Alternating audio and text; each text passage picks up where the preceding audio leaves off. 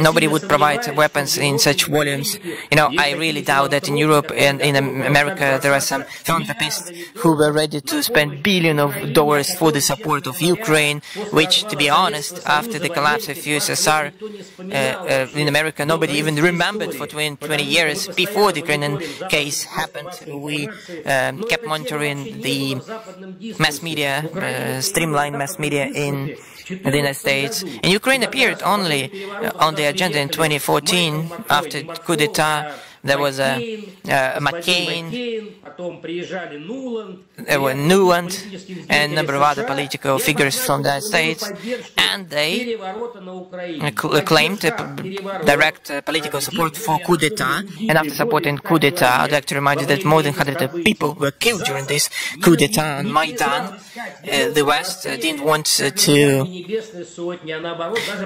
find those to blame for this Odessa bloodshed, and they only supported that. And it was clear that this strategic weapon system would turn into the dimension, a different dimension. I'd like to remind you that the Americans are imposing us the involvement of China in New START treaty. They tell us, so go and agree on with China, bring them to the negotiating table, and we three countries should sign the document. The Beijing said that let Russia and the United States reduce the number of their military nuclear warheads to the amount we have, and then we can talk, because America and Russia has thousands of nuclear warheads and they have only hundreds, so we have different digits even.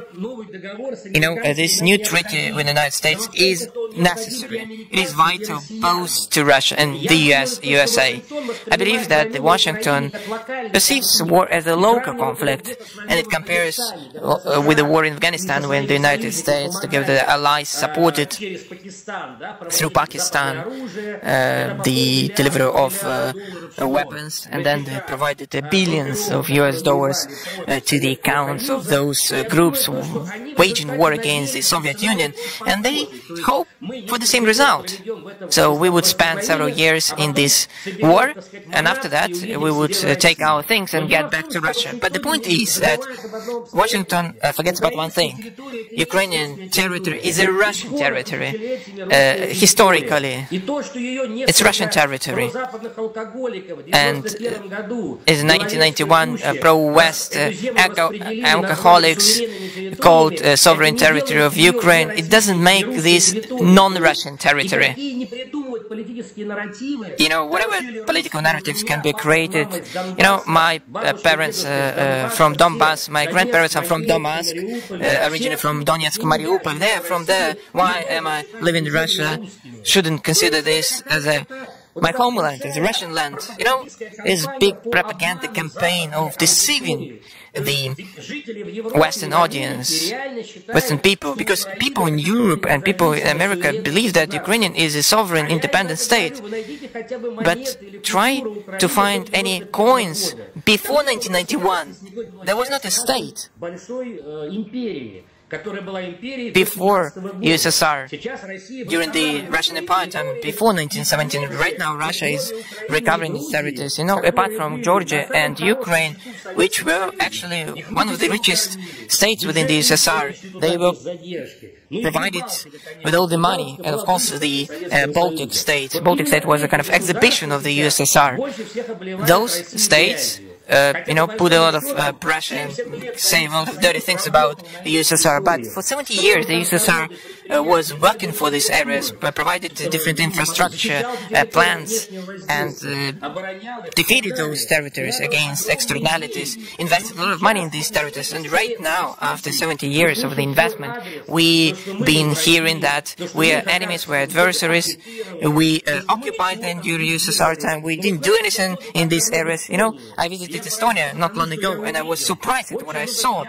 A lot of drunksters outside, a lot of drinking people outside, not many people. I talked to the Estonians, and I heard only reprimands against the European Union. So we're the backyard of Europe, nobody wants to see us in Europe because we are from the post-Soviet camp. And I asked them a question: what was the point of getting this sovereignty and getting under the auspices of the European Union? You know, they were honest and said that when we were young in Soviet Union, we lived better rather than the backyard and the low in developing economy of the European Union. No, I mean, thank you for that insight.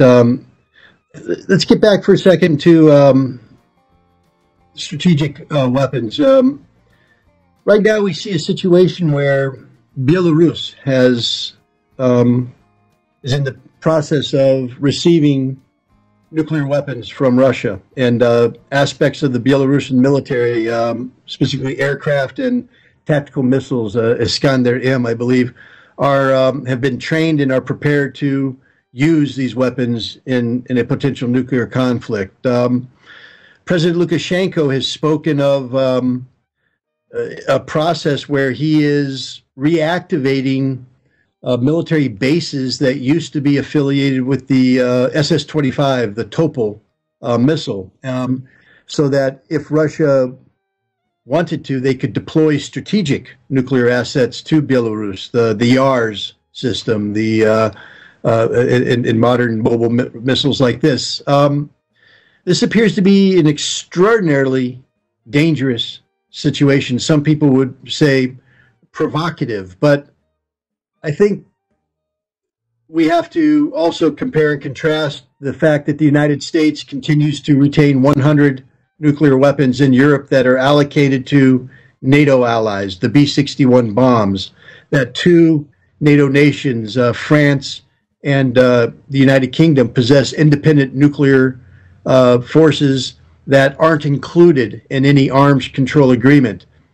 Would it be safe to say that what Russia is doing is creating a more sophisticated negotiating platform for a future disarmament treaty that would see the elimination of all nuclear weapons in Europe? Or is this part of a new Russian reality where nuclear muscle flexing is going to be part and parcel of Russia's geopolitical posturing?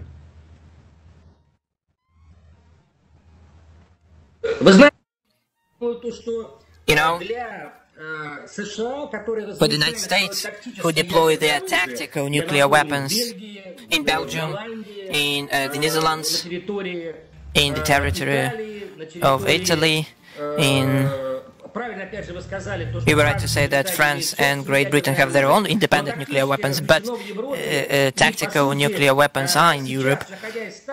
Right now, being there, it poses a threat only to Russia, because the bombarding jets can get airborne and attack Russia within 0 minutes. B-62-12 are modernized nuclear warheads. They are controlled, difficult to intersect, and they can have the nuclear warheads up to 40 kilotons. We do understand that 40 kilotons is enough to destroy even Moscow, one warhead like that, if the war conflict should start.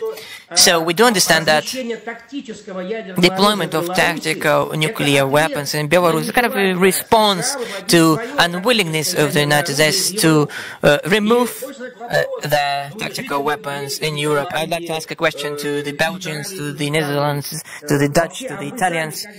And are you ready for your state to become a target for the strategic nuclear weapons of Russia? Why do Netherlands need these nuclear weapons of the Americans? Why do Germans need these American nuclear weapons?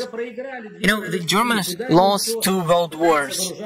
Why are they possessing these nuclear weapons? I do believe that these countries do not want to possess American nuclear weapons, but The United States impose, this kind of false benefit to them. They say to their allies, you need to do that, and I would like to reiterate that Belarus will not be responsible for taking control over these nuclear weapons. Russia has reiterated that the whole control and the possible use of nuclear weapons will only happen at the discretion of Moscow. The Belarus is kind of finding these countermeasures against Poland, against the Baltic states, against Ukrainian, who have said about the possible conflict with Belarus.